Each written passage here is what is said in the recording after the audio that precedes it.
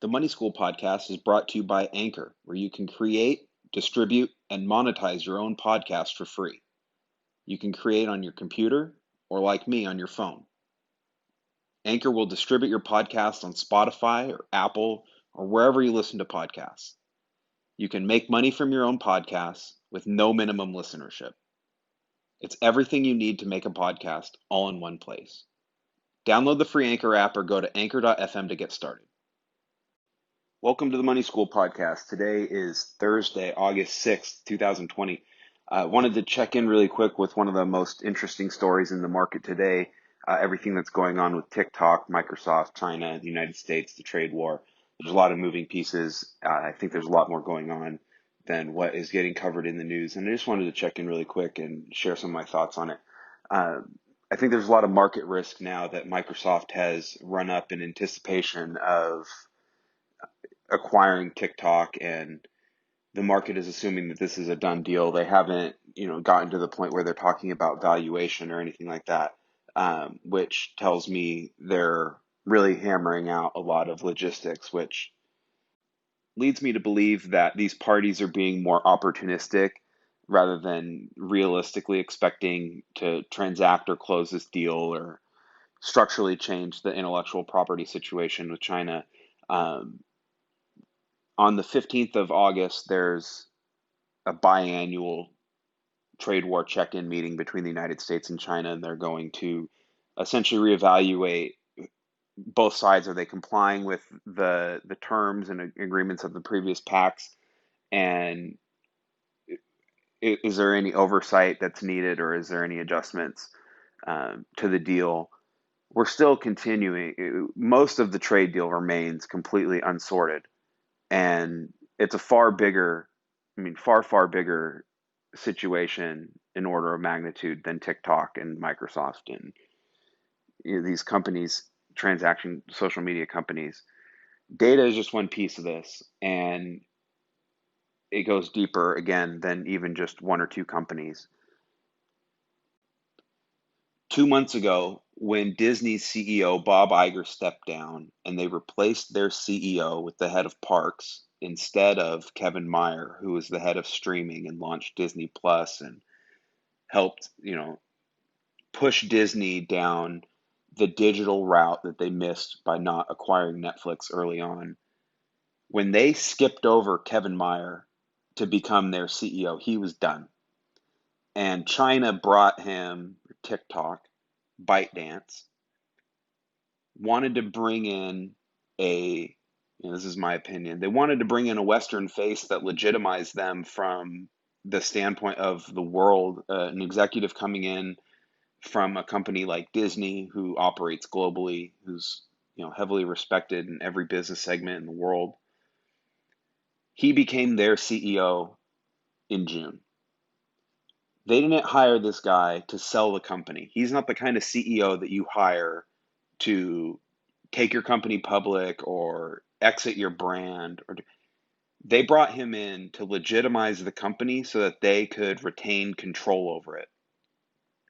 If ByteDance had their way, what they would do is spin off the American part of TikTok and retain the overall company and just spin out part of the company.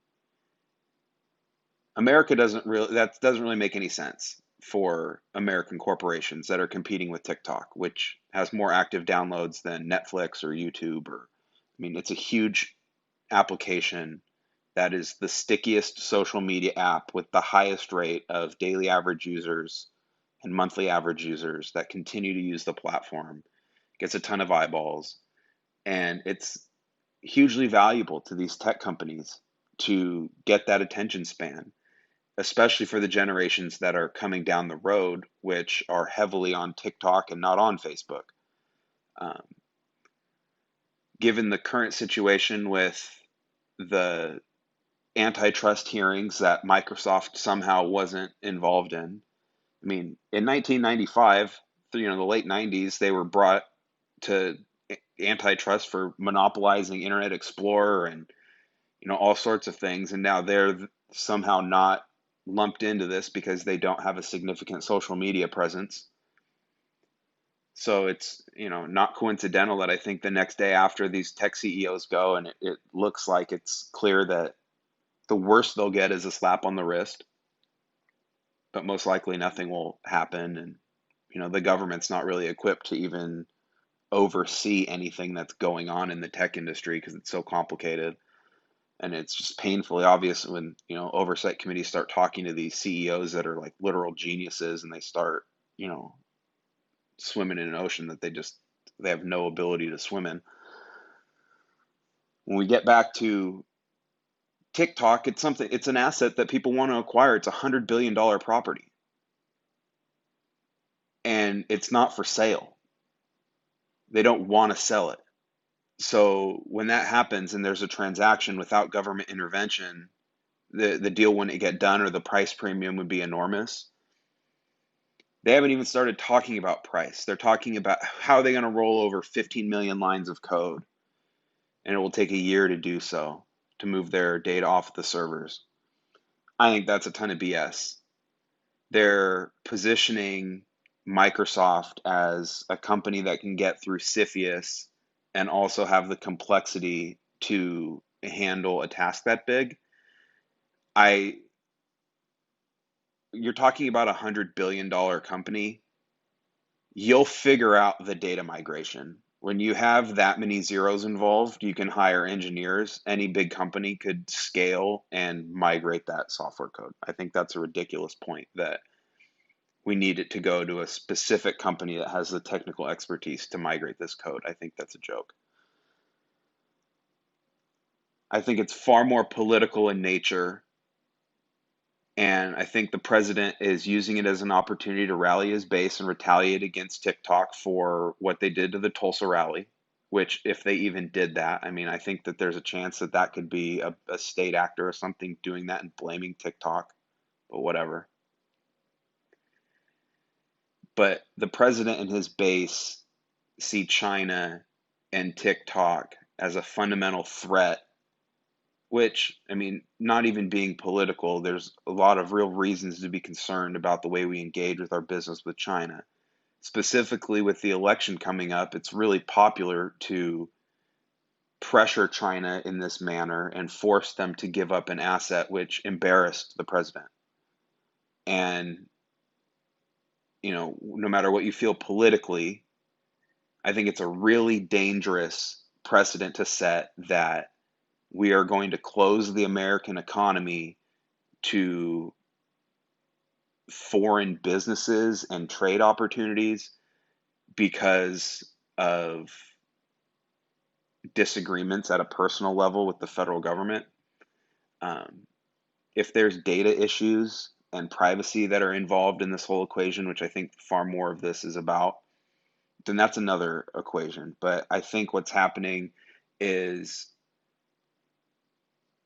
Trump is rallying around the fact that TikTok is an anti-conservative platform. There's a lot of issues with them censoring certain conservative speech on the platform, which is an issue with all social media. And it's really easy to sell the fact that now, after they've tampered with this rally, supposedly,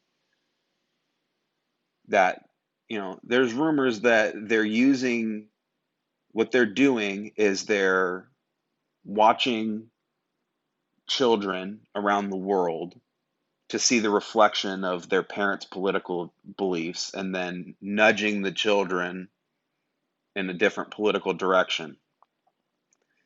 People that are 15 years old, typically their political beliefs are exactly the same as their parents. I don't know if that makes any sense. If people are mad about that, they should be mad at Facebook for selling all of our data at 1 penny per profile to Cambridge Analytica, which then repackaged all of that data and turned it into information that they then sold to all sorts of people, including the Trump campaign and Ted Cruz and the whole Leave campaign in England and the Brexit campaign. They weaponized a lot of that data. That wasn't Russia. That was people in China. That's a Canadian company. They bought that data legally from Facebook. Whether Facebook had the right to sell it or not is another question. But that's an American company that the day before this all got announced said that they were a proudly American company. Mark Zuckerberg said that intentionally to Congress because their biggest competitor is a Chinese owned social media platform that they have no control over. And now that they have acquired Instagram and they have so much monopolistic pressure on their end, like the president is not going to allow Jeff Bezos or Mark Zuckerberg or Tim Cook to buy that platform. He might allow Tim Cook to do it, but he's not going to let Zuckerberg and he's not going to let Bezos buy that property. It's not going to happen. So that when they start looking at buyers of who could potentially take this on, really all that's left is Microsoft. And I think Microsoft is sitting there saying, okay, we need to compete with these guys, all of our bigger competitors, Google, Facebook, Amazon.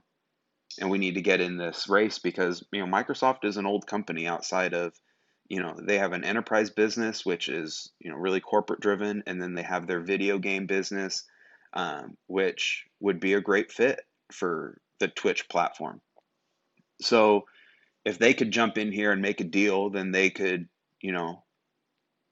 again, be opportunistic. I don't think this is something that was pre-planned by, the management at Microsoft and Satya Nadella. Satya Nadella is an enterprise guy. I mean, he was their EVP of enterprise for years before he became their CEO. And when he was announced as their CEO, nobody even knew who he was. Microsoft is a business that's built on Azure and data and cloud more than it is on operating system or any of that stuff. It would be a good pivot for them to pick up TikTok and all of that user base, but it wasn't something that they were actively looking at. And all of their social media properties, they've managed really poorly. When was the last time you went on your LinkedIn? And then going back to TikTok and their motivations, what is the desired outcome for them? If I was on the other side, if I'm Microsoft, I play it just how I've played it. If I am TikTok and I'm ByteDance and I'm, honestly the Chinese government, I go to them and I tell it, at no cost are you allowed to sell this company and force if I'm the Chinese government, I force Donald Trump I call his bluff and I tell him, listen, if you want to shut down our company in the United States, you deal with all these pissed off people that now can't access this. Because the people that are on TikTok, they don't care. Young people do not care about data privacy because their whole life they've been manipulated by data. They don't trust Google or Facebook or Microsoft. So for them to not trust TikTok doesn't really make sense for young people. And you're going to get a lot of really pissed off young people that have their liberty being attacked if they can no longer engage with their favorite phone application.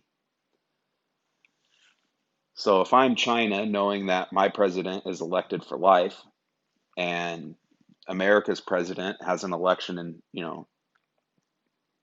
2 months, I'm telling him, no, I'm not doing this. We're abiding by our stuff. We're a patent driven country now because they've stolen so much data and R&D that they now patent much of it. But both sides have civil unrest in Hong Kong and in the United States with, George Floyd, Black Lives Matter, coronavirus, the mask stuff. The social unrest is driving the conversation on both sides to maximize their leverage against each other. And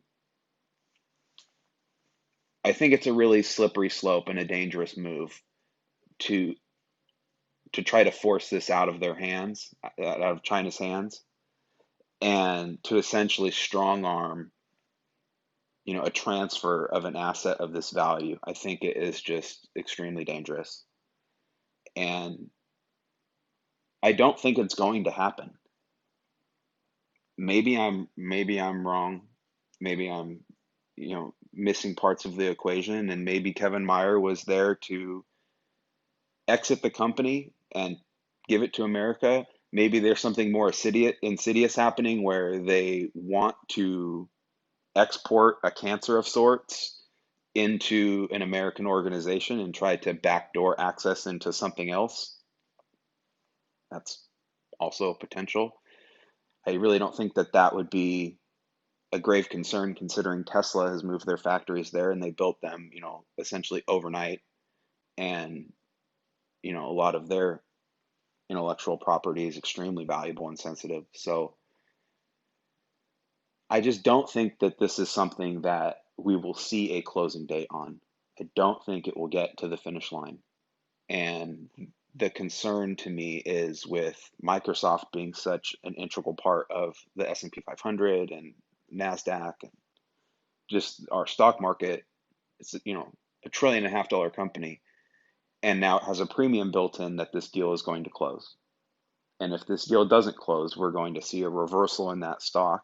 And, it'll be heavy on the stock market to absorb. So I think there's some hidden risk with this deal potentially not going through. And if it does go through, I think there will be a big impact on the valuation of the smaller social media platforms. Snapchat will probably have a negative impact. Uh, but I think the other big players in America are going to keep grinding along. Thank you for listening to the Money School podcast. I'm Nate Brantley. If you'd like to support the Money School, please join us on Patreon at patreon.com/Nate Brantley and join our Discord community at community.natebrantley.com.